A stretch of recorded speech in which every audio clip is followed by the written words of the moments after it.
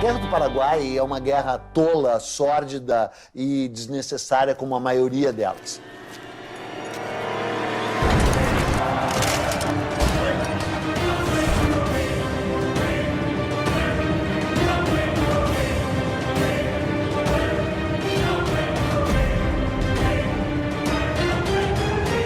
Uma guerra, a primeira vítima é a verdade. Porque a historiografia brasileira a respeito da Guerra do Paraguai era muito vagabunda, praticamente não existia. This is the most devastating war in post-colonial South American history. Aquilo foi um genocídio. Nós não tivemos o genocídio como intenção, mas nós tivemos o genocídio como efeito.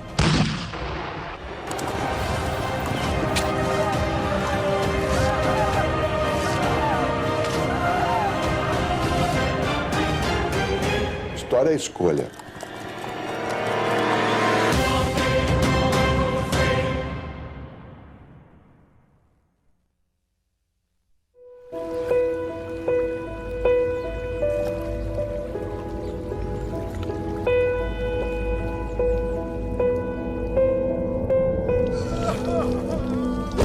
Depois de 40 anos independente de Portugal, o Brasil é um gigante. Rural, pobre, analfabeto e escravo.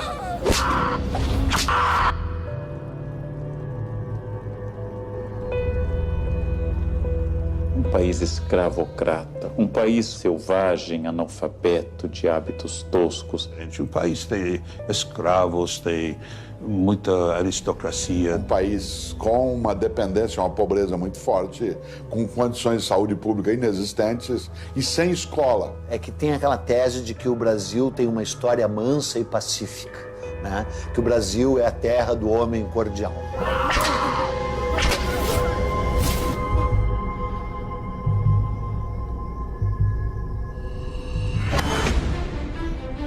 Em 1864, o Brasil é uma monarquia controlada por um homem de 38 anos, que está no trono desde os 14. Dom Pedro II. Apresenta-se Dom Pedro como um homem muito culto, mas ele é um homem muito despreparado. Quer dizer, você vê que é um homem a quem falta polimento, né? A quem falta todas as normas de civilidade. É um caipirão brasileiro. Pedro é um homem que tinha ideais e projetos, mas de fato não tinha vocação de governo. O Brasil enfrenta uma grave crise econômica e o sul do país começa a trazer notícias preocupantes. O sul do Império Brasileiro faz fronteira com 3 repúblicas: Uruguai, Argentina e Paraguai. O Uruguai está em guerra civil. Brasil e Argentina se unem para colocar o uruguaio Venâncio Flores no poder, beneficiando os comerciantes de Buenos Aires e os fazendeiros gaúchos, só que bloqueando a saída do Paraguai para o mar. Dejaba prácticamente sin chances al Paraguay en el sentido de poder contactar con el mundo exterior, recibir aprovisionamiento, Which would simply struggle our exports. Com esse novo cenário, o Paraguai, para usar a Bacia do Prata, precisa negociar com as 2 maiores potências da região. Paraguay o estaba con Argentina contra Brasil o con Brasil en contra Argentina, pero nunca al mismo tiempo con las 2 potencias mayores de la región. O Paraguai é governado por um também jovem de 32 anos, Francisco Solano Lopes. Francisco Solano López estaba convencido de que tenía un destino muy importante, ¿verdad? Que en este caso era salvar a la patria de la deshonra. Era una persona con una inteligencia, con un talento literario considerable. Era una persona preparada para un cargo difícil. Mariscal López, and very proudly so, is my great-grandfather. Sem dúvida, ele era um sujeito inteligente, perspicaz, ambicioso. Era um homem muito controverso. E dentre os mitos da guerra, um deles é de que o Solano Lopes era um estadista com uma visão extraordinária de um grande Paraguai. A very highly educated person. Evidentemente que ele teve alguns méritos, mas acima de tudo ele era um ditador. E era um ditador eventualmente obcecado. López era una persona que no sabía nada de economía. Como Luis XIV, era l'état c'est moi. Había conocido la corte de Inglaterra, la corte de Napoleão III. O Solano Lopes era um grande louco da América do Sul.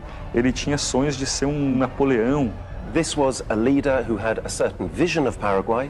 He had a certain vision of his own wisdom and his own strength, which was quite divorced from reality. Mas tu quer me dizer que o cara ia criar um paraíso na Terra, o Solano Lopes? É uma piada, né? The war had one commander from the beginning to the end on the Paraguayan side. O Solano Lopes havia regimentado as suas forças, dando-lhes a certeza de que lutavam pela liberdade, por uma causa justa e pela pátria. Então isso fazia com que eles fossem indômitos. He conducted the adventure as a military adventure. Nos últimos 10 anos, o Paraguai fez seu exército crescer de 10 mil homens para quase 100 mil combatentes. Construiu uma linha férrea, a primeira da América do Sul, para ligar a capital a um campo militar. E também a primeira linha de telégrafo para se comunicar com a sua principal proteção no Rio Paraguai, o Forte de Humaitá.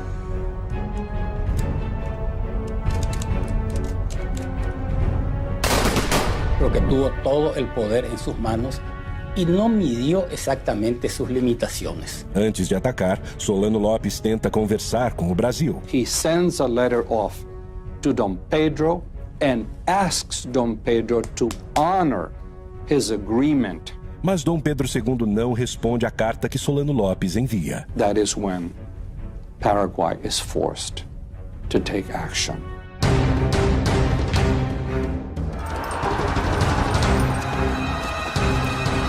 Pela primeira vez em sua história independente, o Brasil tem seu território invadido.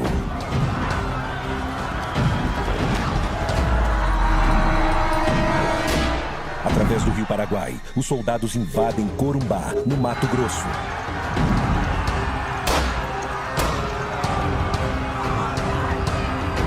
De hecho, los paraguayos cometieron abusos en territorio brasilero y argentino.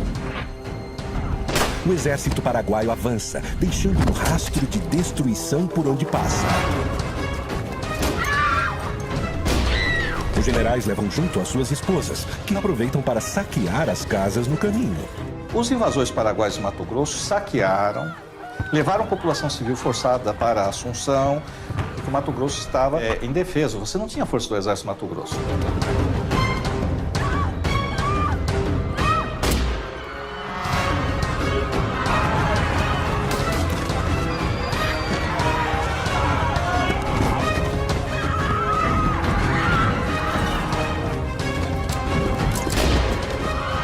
Outra frente do exército chega ao Rio Grande do Sul e toda a cidade de Uruguaiana foge. O Paraguai invade o Brasil, mas é só o começo. A partir de agora, metade de um continente vai entrar em guerra.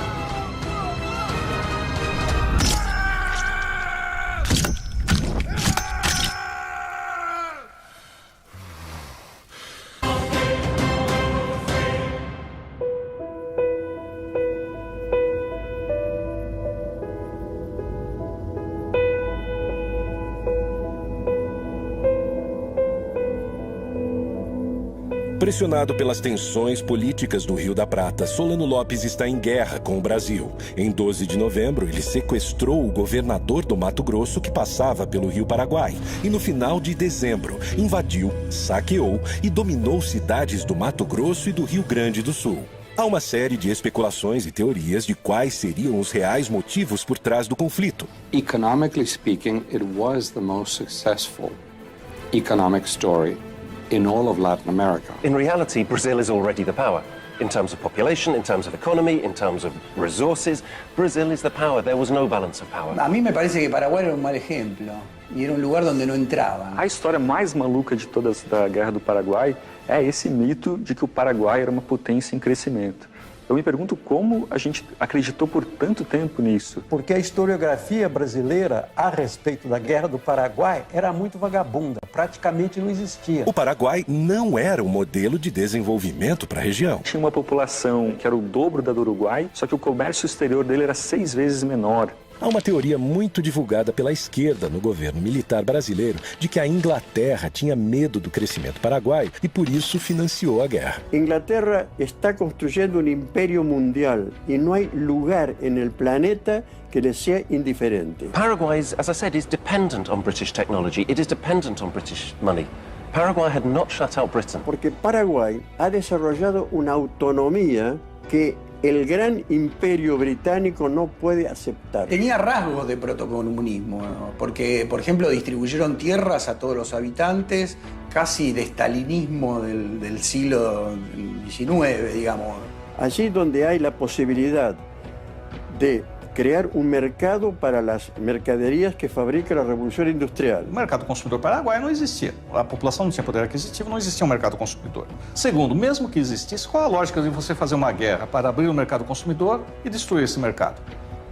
Não tem lógica. Appetite for some of the wealth that Paraguay had. Isso é ridículo porque o Paraguai não estava se industrializando, não tinha indústria pesada, não tinha nem indústria leve, quer dizer, não tinha indústria. Ponto. A arrecadação anual do Paraguai era de menos de 1 milhão de libras esterlinas. Brasil, Argentina e Uruguai juntos arrecadavam mais de 50 milhões. Argentina had an economy that was dependent on loans, and Brazil had an economy that was dependent on slavery. El imperio brasilero era esclavista, en la República Paraguay también era esclavista. Solo que había menos esclavos en el Paraguay, un porcentaje menor de la población. Há também outra versão que coloca Solano Lopes como louco, um Napoleão das Américas. O Solano Lopes, ele tinha delírios megalomaníacos. Ele queria fazer um grande Paraguai, pegando parte do Brasil, parte da Argentina e o Uruguai. All decision-making in Paraguay was centered upon himself. Os únicos papéis, documentos que a gente tem da época mostram que a Inglaterra tentou conter as maluquices do ditador Solano Lopes. Tem um Solano Lopes que é o ditador. Mas tem um Solano Lopes que é um ditador e que age com uma racionalidade. A Inglaterra não financiou a guerra. Tampouco o ditador paraguaio era louco. Invadir o Brasil é a opção que Solano Lopes encontra para negociar com o gigante vizinho. Na época, você atacava um país e a vitória era conquistar a capital inimiga. Obviamente, era inviável ao Paraguai conquistar o Rio de Janeiro. Solano Lopes manda seu exército tomar o sul do Mato Grosso, região que quer anexar ao território paraguaio, e o Rio Grande do Sul, para chegar até o Uruguai. Assim, ele tem mais força para negociar com Dom Pedro II e restabelecer a sua saída para o mar. Se ele não invadisse o Brasil, ele não teria causado a guerra. Só que Dom Pedro II não se rende e, em vez de negociar com Lopes, procura Bartolomeu Mitre, presidente da Argentina, e Venâncio Flores, presidente que colocou no poder no Uruguai, e forma, em 1º de maio de 1865, a Tríplice Aliança entre Brasil, Argentina e Uruguai. La Triple Alianza no quería saber absolutamente nada. Había que liquidar a Solano y lo que él representaba. Agora, oficialmente sozinho, Solano Lopes tem duas opções: negociar uma trégua e recuar sem derramamento de sangue, ou atacar os navios brasileiros que bloqueiam a sua saída para o mar. 11 de junho de 1865, Corrientes, Argentina. Começa a maior batalha naval da história da América do Sul. A formação dos estados na região da Bacia do Prata é a grande causa da Guerra do Paraguai. A Bacia do Prata é constituída pelas águas dos rios Paraguai, do gigante Rio Paraná, que vem do Brasil, e do rio Uruguai. O grande problema de Solano Lopes nesse momento é que os navios brasileiros comandados pelo almirante Barroso bloqueiam sua saída para o mar, o que causará a morte econômica do Paraguai. Então o Paraguai vai ser um prisioneiro geopolítico do Porto de Buenos Aires, aliás, até avançado o século XX. A esquadra brasileira protege o Rio Paraná com 9 navios de guerra, totalizando 58 canhões e 2.000 homens. O Paraguai só tem um navio de guerra, mas improvisa e adapta outros 8 navios mercantes com bocas de fogo. Lopes conta ainda com 6 balsas chamadas de chatas. O formato dessas embarcações é uma vantagem, pois os canhões ficam no mesmo nível do rio e fora do alcance da artilharia brasileira. Foi mesmo um jogo de xadrez aquático ali, que o Paraguai fez a aposta errada e foi uma guinada nos rumos da guerra, né? Início da batalha, mas uma decisão do almirante Barroso vira o jogo para o Brasil. Inspirado pelo Ariete, uma antiga máquina de guerra usada para romper muralhas e fortalezas, Barroso aproveita as embarcações brasileiras revestidas de aço para estraçalhar a esquadra inimiga. Ele parte para cima dos vapores paraguaios e muda o rumo da batalha.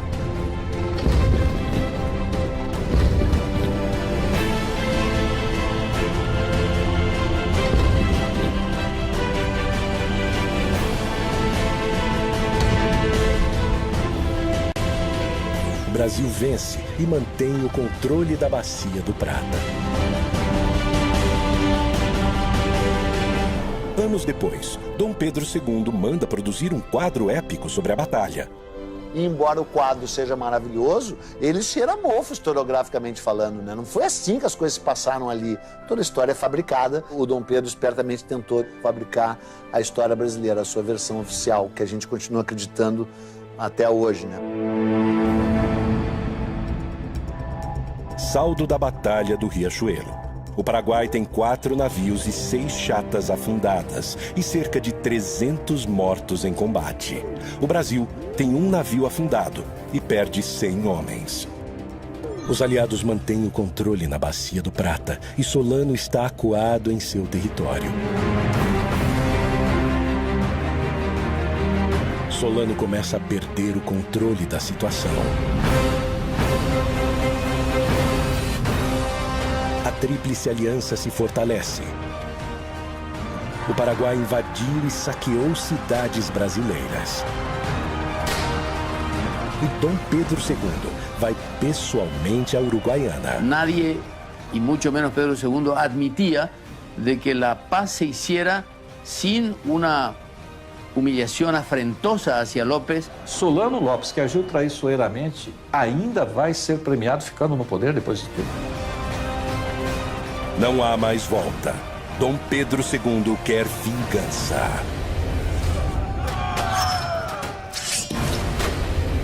Quem vai invadir o Paraguai agora é o Brasil.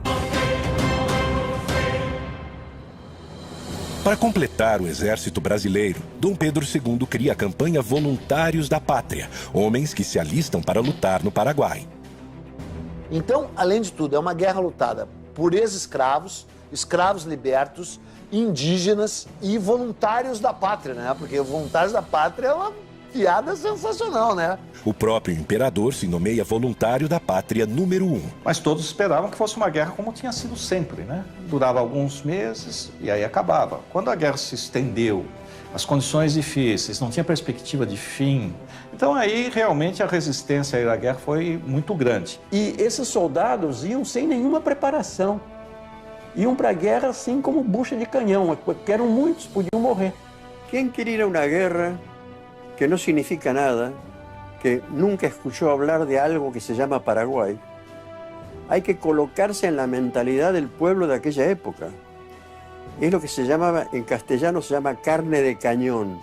Que muitos desses voluntários da pátria não eram exatamente voluntários, vinham agrilhoados, né? Vinham presos e aí eram apresentados como voluntários da pátria. Muitos dos cativos eram vendidos para substituir o branco que não queria ir lutar. Quer dizer, do momento que você pudesse comprar um escravo que fosse lutar no seu lugar, estava bem representado. Se você manda um escravo para a guerra, não é preciso dizer como é que o escravo era tratado no Brasil. Qual é a disposição que esse escravo tem em morrer pelo Brasil? Na Argentina, um problema ainda mais grave. Os governantes de Buenos Aires ordenam a toda a população pobre que entre na guerra. En la resistencia del pueblo argentino a ir a la guerra del Paraguay, murió más gente aquí adentro que en el frente de batalla. A população das províncias mais afastadas se nega a ir lutar em nome do povo argentino. En ese momento histórico, no se puede hablar de pueblo argentino. Se puede hablar de diferentes identidades regionales, sanjuaninos, mendocinos, entrerrianos, etc. Porque no existe la conciencia nacional. De hecho, muchos hijos de hombres notables y de la burguesía se enrolaron. El hijo de Sarmiento, que era el vicepresidente, se enroló a los 21 años, murió en Curupaití. Sarmiento odiaba a los paraguayos y tuvo expresiones terribles, como exterminar ese pueblo. Creo que la guerra de la Triple Alianza no le hizo ningún bien a la Argentina, que más bien la cargó de vergüenza.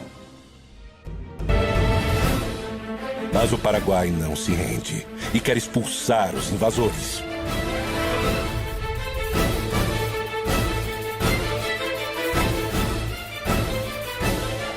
É fundamental em qualquer operação militar, seja no século XIX ou hoje, você conhecer o terreno que você vai agir. E não se conhecer o terreno. O acampamento militar fica na entrada do país, a 300 quilômetros da capital, Assunção, com uma imensidão desconhecida e pantanosa pela frente. Mas não se tinha um mapa do interior do Paraguai, devido ao isolamento paraguaio. Ninguém conhecia o que era o interior do Paraguai, só se conhecia Assunção.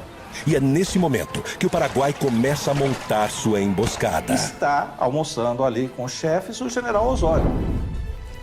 a tropa que está mais na frente começa a debandar, começa a correr para trás para conseguir algum apoio e aí tem a matança.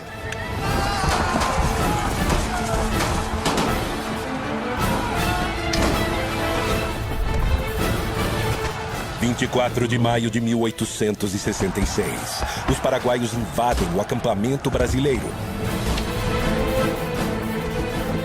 E tem início a maior batalha da Guerra do Paraguai, a Batalha de Tuiuti.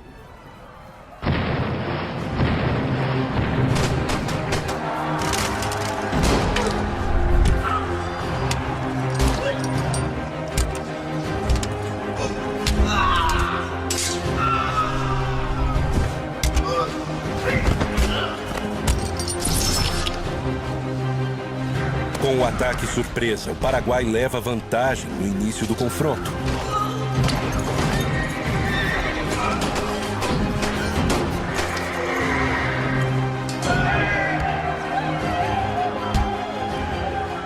Solano Lopes manda 3 tropas atacarem simultaneamente, uma frontal e 2 pelos flancos. E o Osório, que tinha essa capacidade de liderança, era muito admirado pela tropa. Ele está sobre um cavalo em meio a nuvens de fumaça, em meio a barulho de explosões, a gritos, a gente morrendo. Ele consegue mobilizar, mandar um batalhão para cá, outro batalhão para lá, com a visão militar, ou seja, esse batalhão vai e vai ser sacrificado. Ou seja, quase todos vão morrer. Agora, por que esse batalhão vai? Porque confia nele, confia na liderança militar.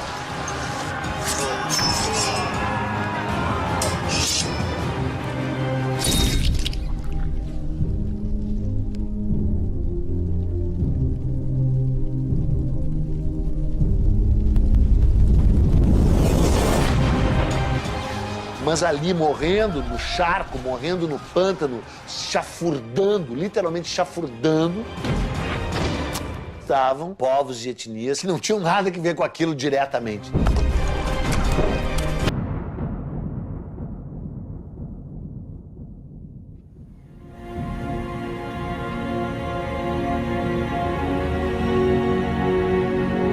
Como resultado da Batalha do Tuiuti, o Paraguai perde 13 mil homens, o melhor de seu exército. Os aliados, juntos, perderam 4 mil homens. Mas não há motivos para comemorar.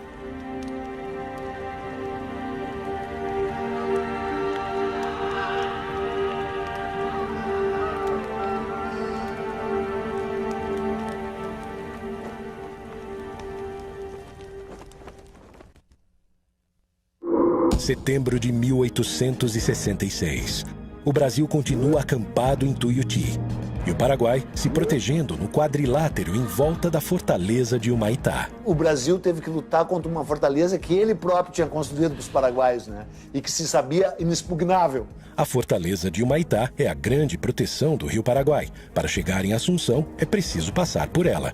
Construída anos antes com a ajuda de militares brasileiros, a fortaleza é um complexo defensivo composto do forte, da igreja e o rio era cercado com grossas correntes de ferro para impedir a passagem de navios brasileiros. Mas a fortaleza de Humaitá não é o maior obstáculo que o exército brasileiro tem pela frente. Em todos os casos, a maior parte das mortes foi causada não em combate, mas foi causada por cólera, por doenças, fome e frio. As condições dos hospitais militares são péssimas, desumanas, sem nenhuma estrutura. E brigas e indisciplina no acampamento são frequentes. Não há liderança.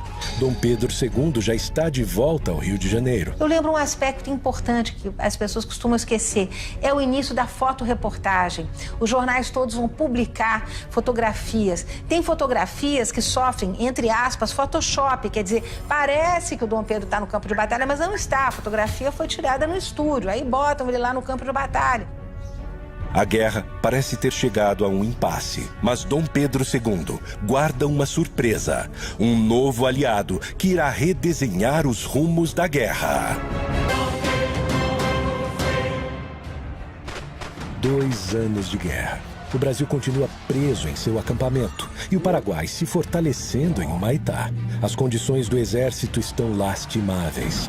Vai entrar em cena o maior militar brasileiro da história. É um homem que se transformou no único duque que o segundo reinado produziu. Duque de Caxias. E aí ele chega para pôr ordem na casa. E a primeira coisa que ele tem que fazer é restabelecer a disciplina. Por exemplo, os hospitais estão lotados, mas todos estão feridos. Aí ele descobre que um terço que está lá está simulando doenças.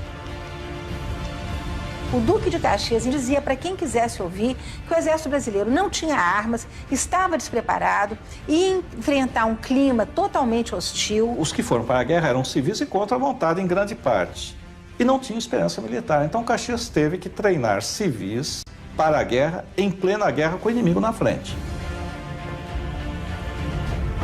E ele vai remontar, vai disciplinar o exército, vai rearmar o exército, vai inovar. Para observar as posições paraguaias, Caxias manda trazer dos Estados Unidos balões de observação usados na recém-acabada Guerra Civil Americana. E o projeto mais ousado de todos, usando prisioneiros paraguaios, ele improvisa uma locomotiva e um trilho de 25 quilômetros de extensão para auxiliar na logística da guerra.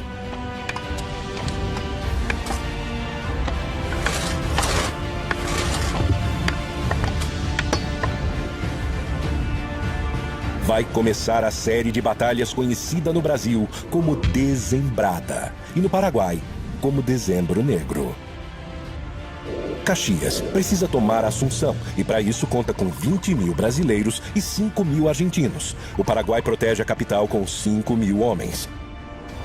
A esquadra brasileira derruba a fortaleza de Humaitá. Foi uma batalha terrível por uma fortificação que a engenharia militar brasileira cedeu ao Paraguai anos antes, já naquele barril de pólvora que era aquela bacia do Prata inteira ali, né? Às margens do rio Itororó, a primeira batalha que o Paraguai resiste bravamente. Quem ataca nessa guerra até um determinado momento leva desvantagem. Porque o terreno não era favorável ao ataque, era favorável à defesa. 5 dias depois, Caxias avança sobre o rio Avaí, numa batalha épica, retratada posteriormente por Pedro Américo. Por fim, em Lomas Valentinas, Caxias destrói o que resta do exército paraguaio. Depois de um tempo, virou a guerra do Brasil contra o Paraguai. E o Brasil a manteve deliberadamente. 1º de janeiro de 1869. Caxias toma a capital Assunção. Mas a cada investida de Caxias, Solano foge, montando acampamento com seus filhos e sua esposa, Elisa Lynch. A irlandesa Elisa Lynch é a primeira dama do Paraguai. Ela acompanha Solano Lopes em quase todos os momentos da guerra. Ajuda com suas habilidades de enfermagem, mas não abre mão do seu luxo, nem nos acampamentos militares. Se conhecia o arte del buen vivir, la frivolidad, las expresiones estético-culturales, etc. Solano a conheceu 10 anos antes da guerra, na agitada vida noturna de Paris.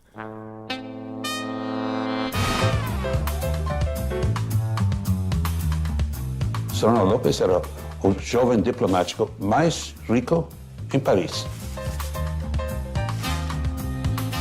Era o grande momento das cortesanas e também das prostitutas. Os inimigos apontam ela como prostituta. E ela vivia do quê? Certo, então ela é acusada de prostituta. Ela era um símbolo sexual para os exércitos inimigos. Possivelmente, ela teve algum contato muito breve com esse mundo. Parte de todo eso era una mujer rubia y bella. Y eso es un pecado inadmisible para el mundo.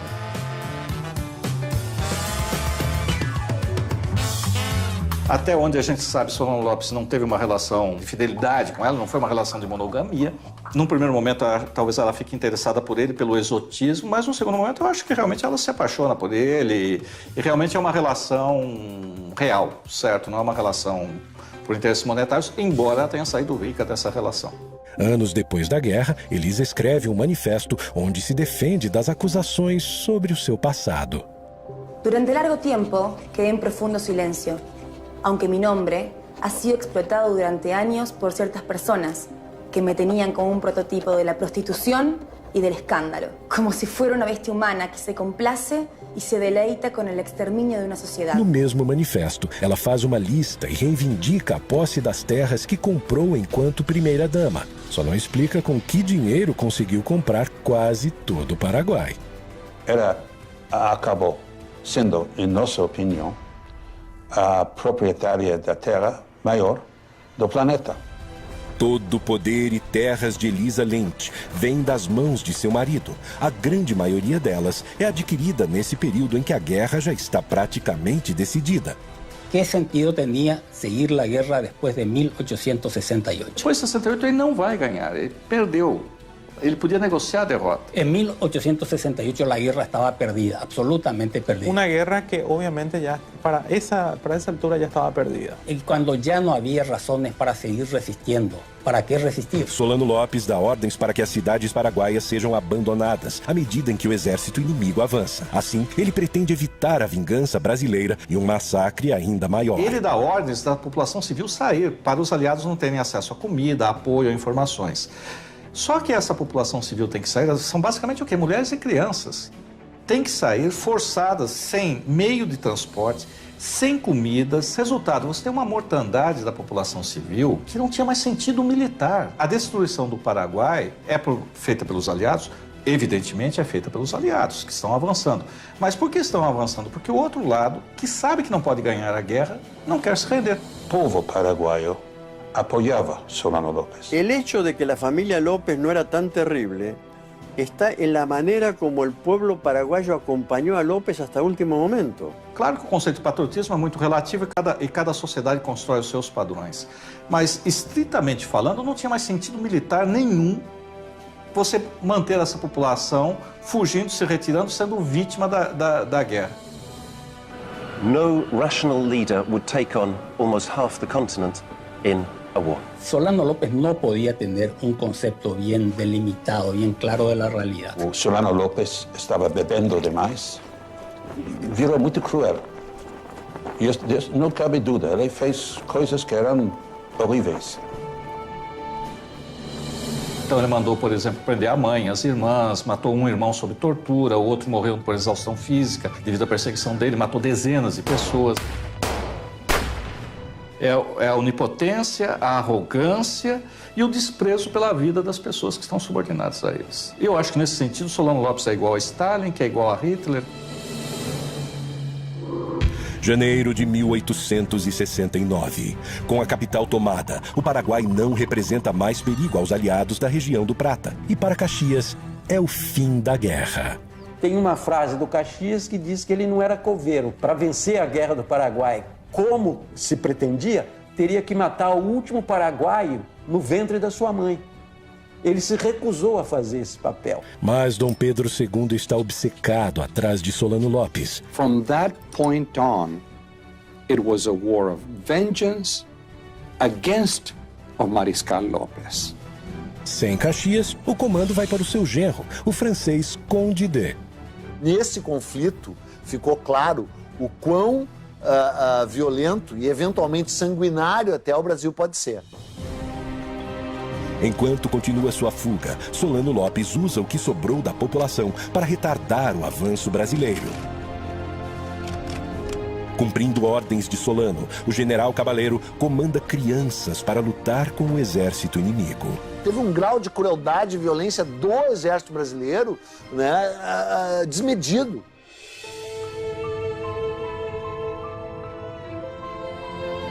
Y porque ellas eran la última reserva, no tenía más hombres. Paraguay no tenía hombres. Fanatismo de resistência paraguaio, né? Manda crianças para lutar contra o exército e de como esse exército aceita a luta e mata essas crianças. Dice que esos niños de Acostañú fueron el escudo para proteger a Solano López. Eso demoró el avance del ejército aliado. Y sí, fue eso. Cabaleiro prestava contas diretamente a Solano Lopes. As crianças, 12, 13, 14 anos, no meio do mato, estavam com barbas postiças para parecer adultos para amedrontar a tropa que vinha, que era uma tropa basicamente brasileira. Es una situación de locura generalizada solo atribuible a este tipo de guerras, ¿no? Los niños de antes o de hace 100 años, en 150 años y en esas circunstancias son diferentes. Ciertamente a los 14 años muchos niños se alistaban, que los niños se iniciaban sexualmente cuando se desarrollaban y era natural, digamos. 16 de agosto de 1869, a última grande batalha da Guerra do Paraguai. A Batalha de Acosta New. 4.000 homens do exército brasileiro massacraram cerca de 200 mulheres e crianças. Então, quando a tropa chega em cima, é uma tropa que está lutando há 4 anos e meio. Chega sobre essas pessoas, não dá tempo de saber se era criança ou não, e quando sabe que é criança, já está envolvido e aí é a matança. En la guerra se aplicó una crueldad inútil para niños indefensos y además de indefensos, absolutamente desnutridos, casi en estado de inanición. Quem envia crianças para uma guerra contra soldados profissionais, o que pode ocorrer? Agora, no momento em que ele está ali, ou a tropa de infantaria chega e olha e vê uma criança que não tem condições de erguer um rifle, também não deveria atirar. O Solano colocou crianças na linha de frente para retardar o avanço brasileiro. O Conde D avançou sobre crianças, matou mulheres, matou velhos. En realidad los niños no fueron a la guerra vino hasta los niños.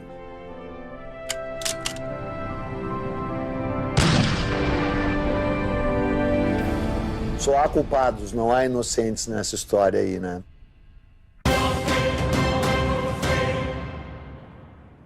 O Brasil queria garantir a sua navegação nos rios do Prata. E o Paraguai também. Essa região sempre foi uma região conflagrada. O Solano Lopes desempenhou o papel do fósforo aceso no barril de pólvora. Solano Lopes invadiu e saqueou cidades brasileiras. Dom Pedro II quis se vingar. Dom Pedro, como se dizia na época, era uma luva de veludo escondendo uma mão de ferro. Batalhas nos rios, no pântano, contra todo tipo de adversário. E agora, o Paraguai está devastado. En una matanza absolutamente inútil que diezmó al pueblo paraguayo absolutamente. Os números mais fiéis indicam que o Paraguai tinha uma população em torno de 500 mil pessoas antes da guerra. Doenças e combates foram responsáveis por mais de 300 mil mortes, 60% da população. Do lado brasileiro, com uma população de 9 milhões de pessoas, morreram cerca de 75 mil brasileiros, menos de 1% da população. Toda a força dos países aliados destruiu o pouco que esse país agrário tinha. O nosso exército cometeu aquilo que eu chamei de genocídio. Tecnicamente pode até não ser, mas na prática, no sentimento que a gente tem e nos números da mortandade provocada, aquilo foi um genocídio. Olha, genocídio é forte demais, né? Embora se assemelhe a isso, né? Genocídio é uma coisa, massacre é outra. Fue realmente una catástrofe demográfica. Estamos hablando de 300.000 personas, ¿verdad? 3 de cada 5 paraguaios murió a lo largo de 6 anos. Quer dizer, o Paraguai é o maior perdedor, sem dúvida nenhuma. História é escolha. Chamar de genocídio dependerá do momento. Usá-lo com propriedade, no meu entender, em relação à Guerra do Paraguai. De onde foi a intenção, jamais. Onde nós chegamos, sem dúvida. Para a conquista ser completa, Dom Pedro II ainda precisa encontrar Solano Lopes. Mas sua busca está próxima do fim. 1º de março de 1870. Acampamento de Cerro Corá, norte do Paraguai. Porque a ordem que o imperador tinha dado e o objetivo da guerra não era matar Solano Lopes, era retirá-lo do poder. A very macabre scenario on the battlefield of Cerro Corá. É um caos ali, fogo, fumaça, gritos, é tudo muito rápido. Ele tenta fugir a cavalo. E o Chico Diabo, né, o nosso cabo, lançou. O cabo Francisco Lacerda fere a virilha de Solano Lopes e um tiro brasileiro mata o seu filho, Pantito Lopes. Elisa Lynch se enrola em uma bandeira britânica e consegue sobreviver. Foi fácil identificá-lo porque ele era o único gordo. são os últimos momentos de Solano Lopes. E aí, segundo a descrição do general Câmara, Solano Lopes está no riacho, ele dá ordem para que ele se renda. Solano Lopes pega a espada e diz que não se entrega e morre com a sua pátria. E um soldado, quando ouviu Solano Lopes erguer a espada, deu um tiro. Ele já estava mortalmente ferido, mas o tiro vai levá-lo à morte.